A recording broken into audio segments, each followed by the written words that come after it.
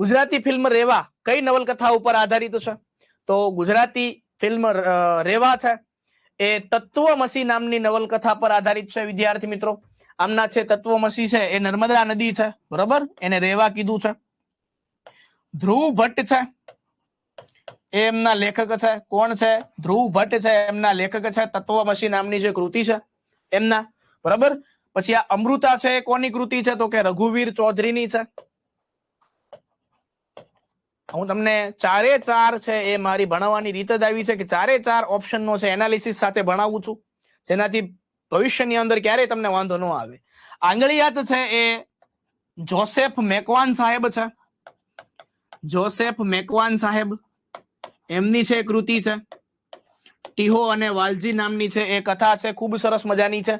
ત્યારબાદ પ્રિયજન છે એ વિનેશ અંતાણી લેખકની છે. વિનેશ અંતાણી સાહેબની છે.